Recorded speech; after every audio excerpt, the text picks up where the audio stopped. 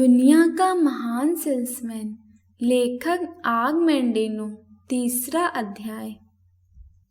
सर्दियों का मौसम था और जैतून के पहाड़ पर कड़कड़ाती ठंड थी।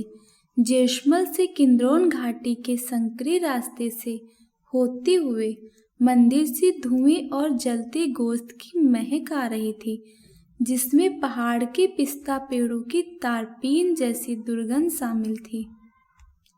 बेतपेज गांव से बस थोड़ा सा नीचे खुली ढलान पर पालमीरा के विशाल कारोबारी कारवां के लोग ऊँघ रहे थे। शाम ढल चुकी थी और महान व्यापारी के चहेते घोड़े भी पिस्ता की झाड़ियों के पत्ते खाकर लॉरर के नर्म बाड़े में आराम कर रहे थे। खामोश तंबुओं की लंबी कतारों के उस पार 4 विशाल प्राचीन जैतून के पेड़ों के चारों ओर घनी पत्तियां जमा हो गई थी, जिनकी वजह से एक बाड़ा सा बन गया था और उसमें ऊंट और खच्चर एक दूसरे से सटे बैठे थे ताकि वे एक दूसरे के शरीर से गर्मी पा सकें। माल वैगन के नज़दीक गश्त लगाते 2 पहरेदारों को छोड़कर छावनी में सिर्फ एक ही हलचल हो रही थी और वो पेत्रोस के बड़े तंबू में चल रहे एक आदमी के साए की थी। अंदर पेत्रोस गुस्से में चहलकदमी कर रहे थे। बीच बीच में वे रुककर त्योरियां चढ़ाते हुए उस नौजवान को देखते जो तंबू के दरवाजे के पास सकुचाए बैठा था। आखिरकार वे सुनहरी जरी वाले कालीन पर बैठे और उन्होंने लड़के को पास आने के लिए कहा। हाफिज, मैंने हमेशा तुम्हें अपना बेटा माना है। तुम्हारी अजीबोगरीब दरख्वास्त से मैं हैरान रह गया हूँ। क्या तुम अपने काम से खुश नहीं हो?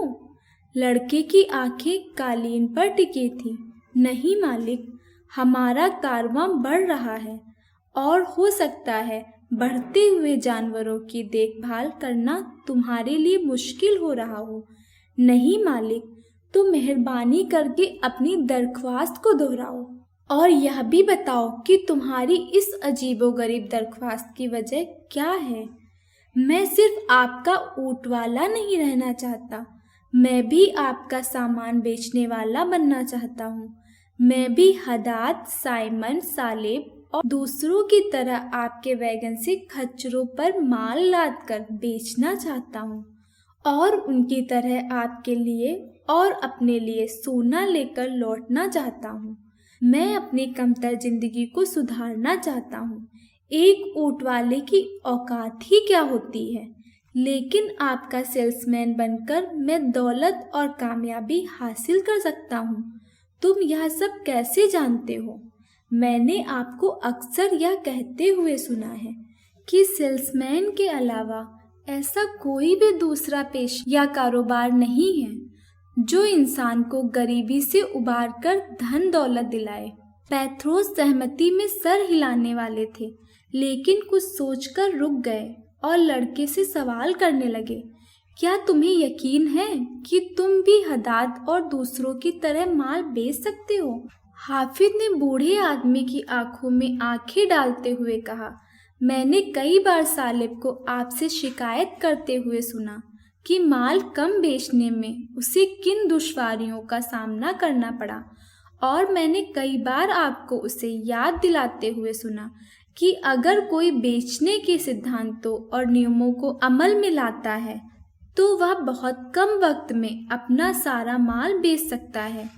अगर आपको उस सालेब पर, जिसे हर कोई बेवकूफ़ कहता है, यकीन है कि वह उन सिद्धांतों को समझ सकता है, तो फिर मैं उस खास ज्ञान को क्यों नहीं पा सकता?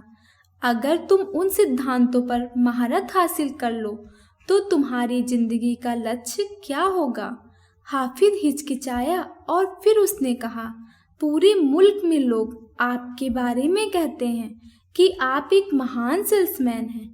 दुनिया ने आज तक व्यापार का इतना बड़ा साम्राज्य नहीं देखा जो आपने सेल्समैनशिप पर महारत हासिल करके खड़ा किया है। मेरी हसरत है कि मैं आपसे भी महान बनूं। एक महान व्यापारी, सबसे अमीर आदमी और दुनिया का महान सेल्समैन। पेत्रोस ने पीछे झुककर लड़के के चेहरे को पढ़ा। और तुम उस बेशुमार दौलत के साथ क्या करोगे, और उस खौफनाक ताकत के साथ जो यकीनन उसके साथ आएगी? मैं वही करूँगा जो आप करते हैं। मैं अपने परिवार को दुनिया की बेहतरीन चीज़ें खरीद कर दूंगा और बाकी ज़रूरतमंदों को दूंगा। पेत्रोस ने इनकार में सर हिलाते हुए कहा, मेरे बच्चे, दौलत तुम्हारा लक्ष्य कभी नहीं होना चाहिए। तुम्हारे अल्फाज से अच्छे एहसास झलकते हैं, लेकिन वे महज अल्फाज हैं। सच्ची दौलत दिल की होती है, बटुए की नहीं। डटे रहकर हाफिज ने कहा, क्या आप दौलतमंद नहीं हैं मालिक? हाफिज की गुस्ताखी पर बूढ़ा आदमी मुस्कुराया। हाफिज, जहाँ तक दुनियावी दौलत का सवाल है तो मेरे और हैड्रस महल के बाहर बैठे एक भिखारी के बीच सिर्फ एक ही फर्क है। भिखारी सिर्फ अपने अगले खाने के बारे में सोचता है और मैं सिर्फ उस खाने के बारे में सोचता हूँ जो मेरा आखिरी होगा। नहीं मेरे बेटे, दौलत की हसरत छोड़ दो और अमीर बनने के लिए मेहनत मत करो। उसकी बजाय खुशियाँ पाने की कोशिश करो, प्यार पाने और प्यार करने की कोशिश करो, और सबसे अहम बात, मन की शांति पाने की कोशिश करो। हाफिज जिद पर अड़ा रहा, लेकिन सोने के सिक्कों के बगैर यह सारी बातें नामुमकिन हैं। कोई गरीबी में मन की शांति के साथ कैसे रह सकता है? कोई खाली पेट खुश कैसे रह सकता है? कोई अपने परिवार के लिए प्यार कैसे दिखा सकता है अगर वह उन्हें खाना न दे सके, उनके लिए कपड़े और मकान न खरीद सके? आप ही ने कहा था कि दौलत अच्छी होती है जब वह दूसरों को खुशी देती है। तब फिर दौलत के लिए मेरी हसरत गलत कैसे हुई? रेगिस्तान के फकीर के लिए गरीबी अच्छी हो सकती है, उसके लिए जीने का तरीका भी हो सकती है, क्योंकि उसे सिर्फ अपना पेट भरना है और अपने खुदा के अलावा उसे और किसी को खुश नहीं करना। लेकिन मेरा मानना है कि गरीबी नाकामी और महत्वाकांक्षा की कमी है। इन दोनों बातों की मेरे अंदर कोई कमी नहीं है। पेत्रोस की त्योरियां चढ़ गईं। तुम्हारे अंदर यह अचानक महत्वाकांक्षा कैसे जाग गई? तुम अपने परिवार को खाने पिलाने की बात करते हो, जबकि तुम्हारा अपना कोई परिवार नहीं है। महामारी में तुम्हारे माता पिता के गुजरने के बाद मैंने तुम्हें गोद लिया था। धूप से काली हुई चमड़ी के बावजूद हाफिज अपने गालों पर छाई सुर्खियों को छिपा न पाया।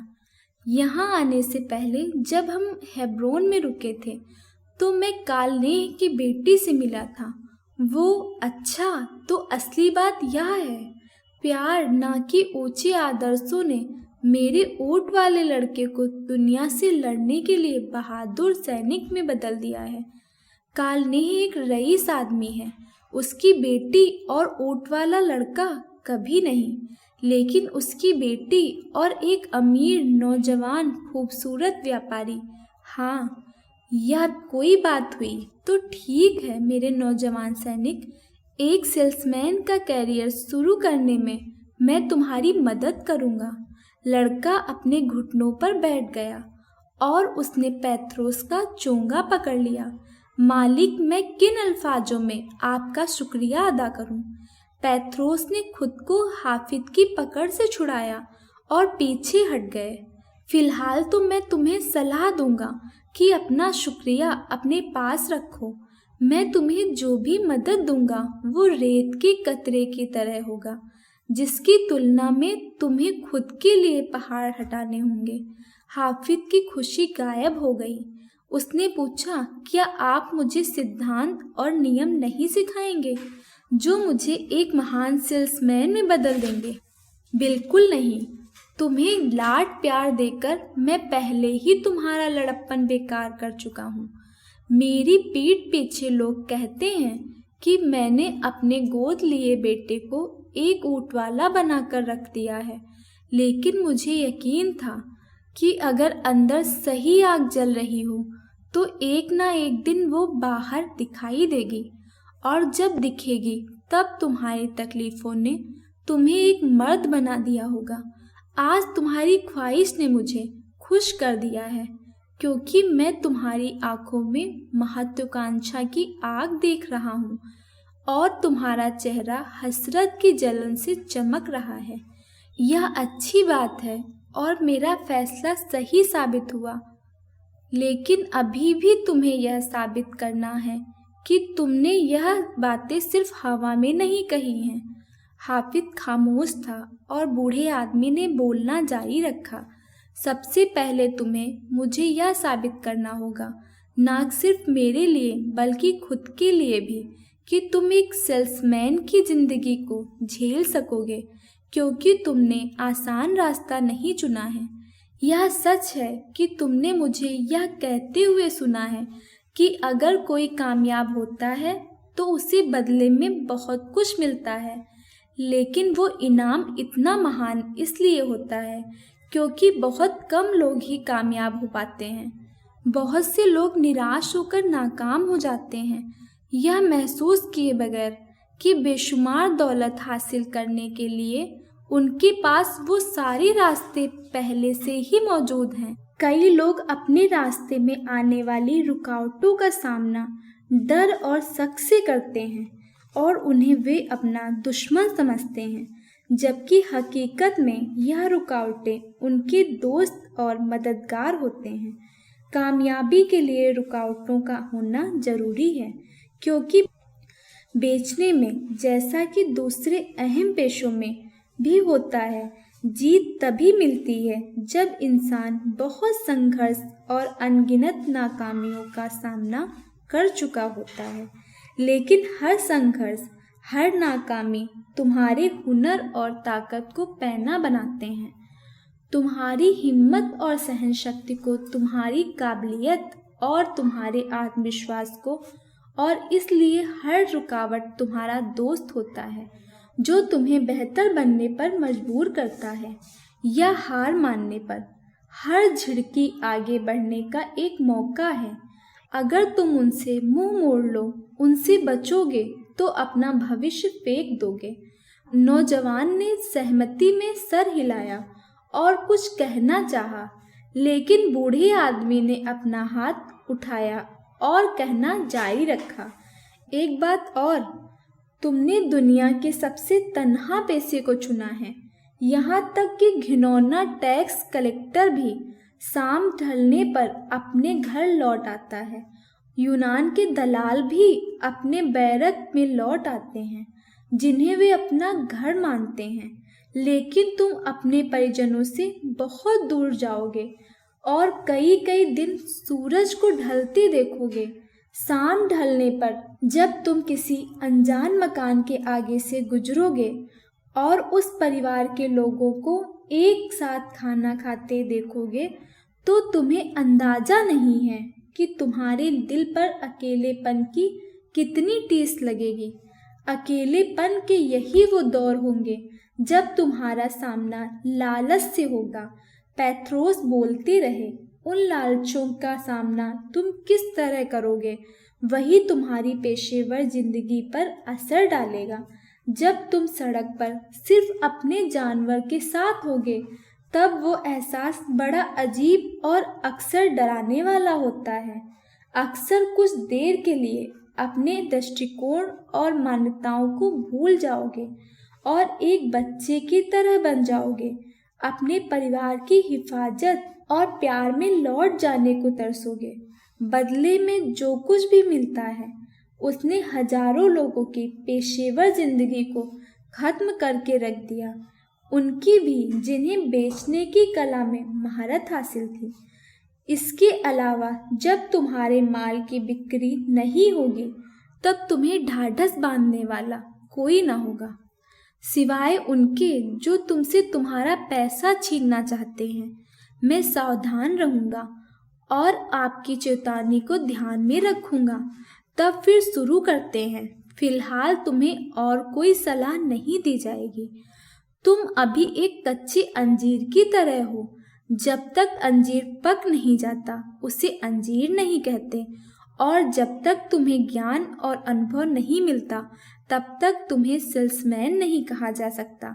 मैं शुरुआत कैसे करूं? सुबह सुबह तुम्हें मालगाड़ी के पास जाकर सिल्वियो को रिपोर्ट करोगे। वो तुम्हें हमारा बेहतरीन चोंगा देगा। उसे बकरी के रोए से बनाया गया है जो मूसलाधार बारिश को भी सह सकता है, और उसे मद्दार पौधे के जड़ से बने लाल रंग रंगा गया है जो कभी भी फीका नहीं पड़ेगा।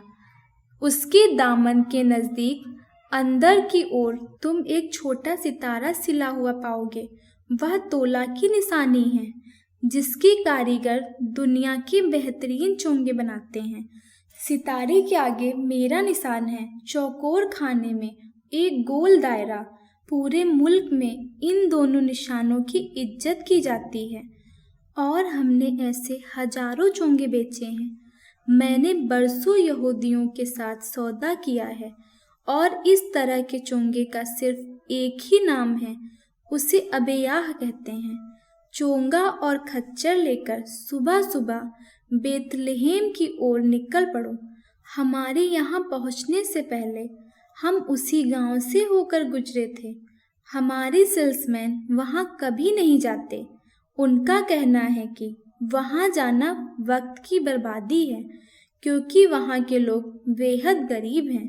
लेकिन मैंने वहाँ के गरड़िए को सैकड़ों चोंगे बेचे थे। चोंगे बेचने तक तुम बेथलेहम में ही रुकना। हाफिज ने हामी भरी। वह अपनी खुशी को छिपाने की नाकाम कोशिश कर रहा था। मैं चोंगे की क्या कीमत लगाऊंगा मालिक? मैं अपने बही खाते में तुम्हारे नाम के आगे चांदी का एक सिक्का लिखूंगा। लौटने पर तुम मुझे चांदी का एक सिक्का वापस दे दोगे। उसके ऊपर तुम जो कुछ कमाओगे उसे कमीशन के तौर पर रख लेना, यानी चोंगे की कीमत तुम खुद लगाओगे। तुम बाजार भी जा सकते हो जो कि शहर के दक्षिण की ओर है, या तुम शहर में घर घर जाकर बेच सकते हो। मुझे यकीन है वहाँ हजारों मकान होंगे। यकीनन यह कोई भी कह सकता है कि तुम एक चोंगा तो बेच ही सकते हो।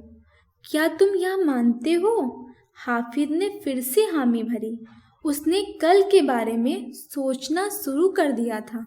पेत्रोस ने अपना हाथ हल्के से हाफिज के कंधे पर रखते हुए कहा, जब तक तुम वापस नहीं आते मैं तुम्हारी जगह पर किसी को नहीं रखूंगा। अगर तुम्हें लगे कि तुम इस पेशे के लायक नहीं हो तो मैं इस बात को समझूंगा, और तुम्हें शर्मिंदा नहीं होना चाहिए।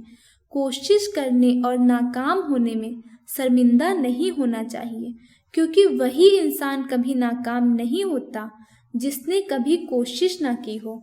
तुम्हारे वापस लौटने पर मैं तुमसे हर बात की जानकारी लूँगा, तुम्हारे तजुर्बे के बारे में। फिर मैं फैसला लूँगा कि मैं तुम्हारे इस अजीब सपने को पूरा करने में कैसे मदद कर सकता हूँ। हाफिज ने सर झुकाया और वापस जाने के लिए मुड़ा, लेकिन बूढ़े आदमी ने अपनी बात खत्म नहीं की थी। बेटे, अपनी नई जिंदगी शुरू करने से पहले तुम्हें एक उपदेश देना है जिसे तुम हमेशा याद रखोगे। इस बात को हमेशा ख्याल में रखना और तुम नामुमकिन लगने वाली रुकावटों पर जीत हासिल कर लोगे, क्योंकि हर महत्वाकांक्षी आदमी के रास्ते में रुकावटें आती ही हैं। हाफिज ने इंतजार किया। जी मालिक, अगर कामयाबी के लिए तुम्हारा इरादा पक्का है तो तुम कभी भी नाकामी का मुंह ना देखोगे। पेत्रोस नौजवान के करीब आए। क्या तुम मेरे अल्फाज के पूरे मायने समझते हो? जी मालिक। तो मेरे साथ दोहराओ। अगर कामयाबी के लिए मेरा इरादा पक्का है तो मैं नाकामी का मुंह कभी नहीं देखूंगा। आप सुन रहे हैं ब्रेन आइडियो। इस वीडियो को लाइक व चैनल को सब्सक्राइब करना ना भूलें और मेरी नई वीडियो का नोटिफिकेशन आपको आता रहे, इसके लिए बेल आइकन को दबा दें। राधे राधे।